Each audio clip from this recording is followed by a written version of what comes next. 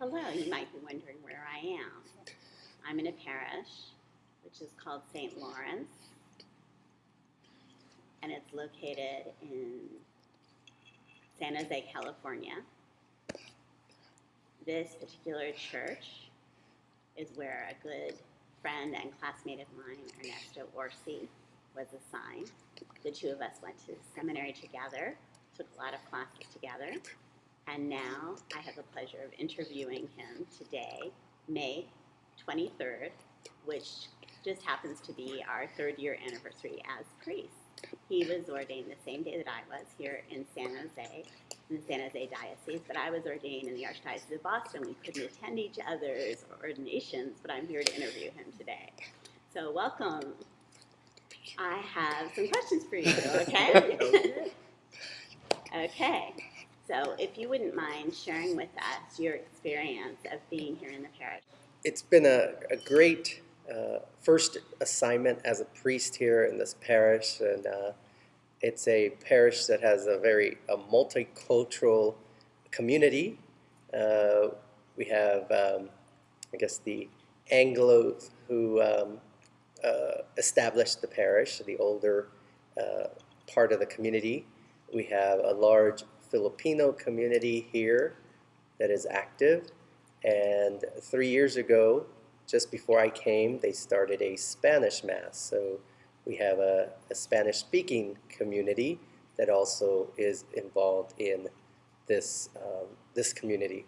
So it's been a great thing to get to know all of them, to be part of their lives, and it's just been a great first assignment as a parish. And now I'm in the process of leaving. I've been reassigned, so that is a hard process to go through right now, because you get so involved with the parish and the people that it's hard to start saying goodbye and having to start somewhere else.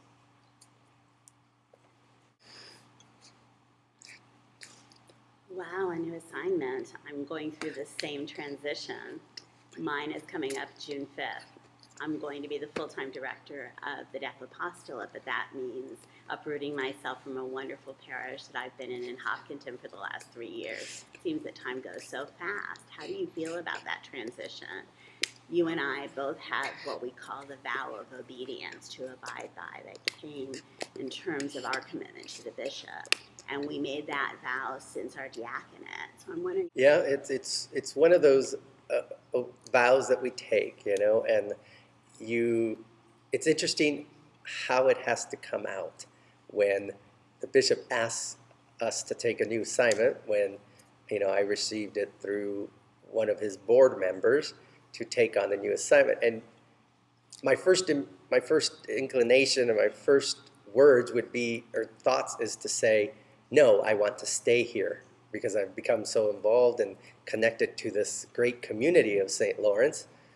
But then the obedience comes in, and it's something that our bishop has always joked about it, that, do we really live it out? That we say it to him at the ordination, and then when he needs us to do something, do we really remember it? And that's why I say, okay, well, where is it that I need to go? And I have to say yes, and I have to believe that he, as the bishop, knows what he needs at every parish, and have to deal with it. So it's a hard process to go through, but we have to remember that, or I have to remember that that was one of my promises to him as the bishop of this diocese, that I would be obedient to him and his successors, and that he, as the leader of this diocese and the bishop of this diocese, he's the one that makes the decisions as to what's best for all the people of the diocese. We may only see our community here at St. Lawrence and say, I know what they need, I can do it, and he's looking at all the parishes and all the people in the diocese and wants to do what's best for them. So saying yes was hard, because it means leaving someplace I felt very comfortable with and I loved being here. But it makes it okay to say, yes, I'm leaving this community, because the vow of obedience is something very important to me that I took, and I have to live it out. Good answer. Interesting. Another question. A lot of married couples in today's world seem to wonder about their own vows. It seems, in a sense, that because they're making a commitment to one another, they have the promise of obeying one another, in a sense. But we're seeing a lot of divorces. It's a high rate of divorce nowadays. So how is it that we as priests can help couples who are preparing for marriage fully comprehend how they need to support one another and their commitment in their life together? Because if we as priests have a similar commitment, that commitment goes on for a lifetime, our commitment and our desire to be connected. I think, yeah, for married couples who take different sets of vows, but you could call it an obedience vow, but we don't call it that. But they vow to love each other, and I think to love each other is to say, I'm going to help you, and when I need help, I hope you're going to be there to help me. And that 50-50, or sometimes that 100% on one side and 0 on the other, because one person needs the other partner, the other spouse, to help out. I think that's the way they live out their vows. And being faithful to each other is a way of being obedient to each other. That I'm obedient to your love to me, which means I'm going to love you back as you love me and support you. So I think as priests are living out their vow of direct obedience to the bishop, the married people are living out their vows of love, obedient love to each other in the way of supporting each other. Not that somebody commands the other to do certain things, but it's an obedient love to each other to say, if you need me, I am there for you. If you ask me something, I will be there to support you as a sign of my love and fidelity that we have made that vow together. And I know as a priest, I understand living out my vows as my call, and that is God's plan for me as a priest, and to live out the plan as a priest. So I think married couples, if their vocation is to be married, and that's God's plan for them, then that can be the best plan for them if they live out their vows as a married couple. And that's the way they're going to find the road to God and the road to happiness together, by being faithful and obedient to each other. So now, my last 2 questions. Do you miss being in the seminary? Would you like to go back if you had the opportunity? What is it that you remember most about it? And secondly, honestly, why is your sign named Father Ernesto?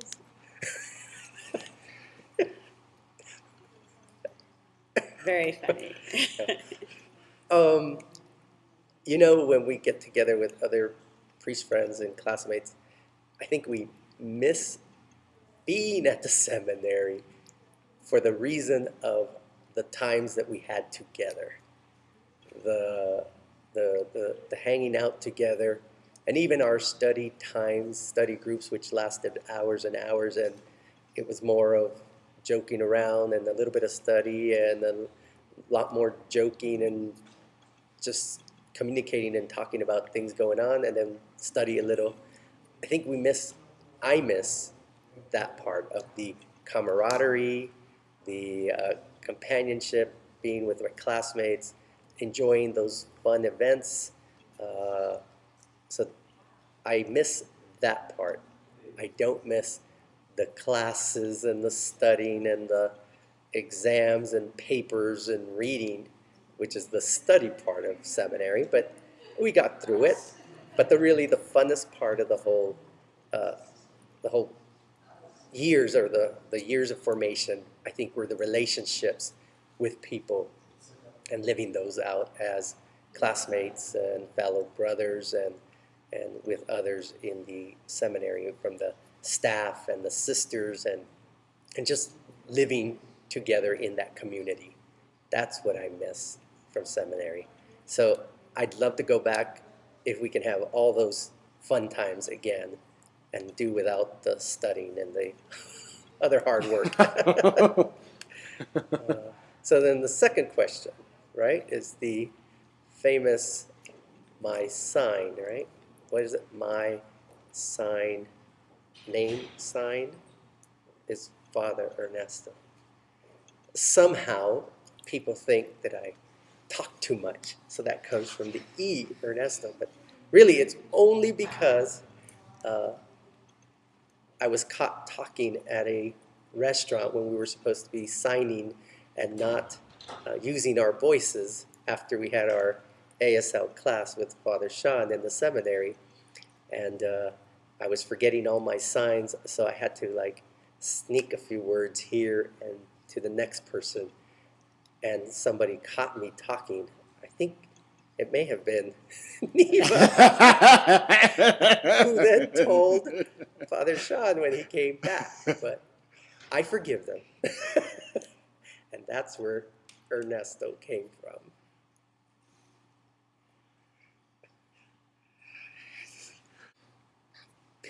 Okay, Father Ernesto, thanks so much for participating in this interview today.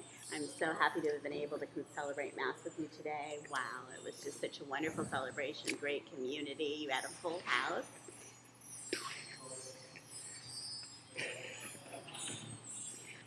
A lot of students were here. Since you have a school right across the way, that's so nice to see so many people and to celebrate our 3-year anniversary together. So thanks again. And good luck with your new assignment. I know that trusting in Him. Yep, I think it was a special way to celebrate our 3rd-year anniversary with you, Father Shawn, coming and celebrating and celebrating Mass and just, again, sharing that time that we can together as now brother priests and remembering all those great memories that brought us to the point of ordination at the seminary and then now the memories we have these last 3 years. And we just thank God that He's given us this vocation as priest and that we'll have many, many more years to come. So, as I was saying, this is Father Ernesto. He's a troublemaker, just so you know. Isn't that right? Oh, liar? Liar. Liar. Liar. You're calling me a liar, really? Anyway. May God bless you all.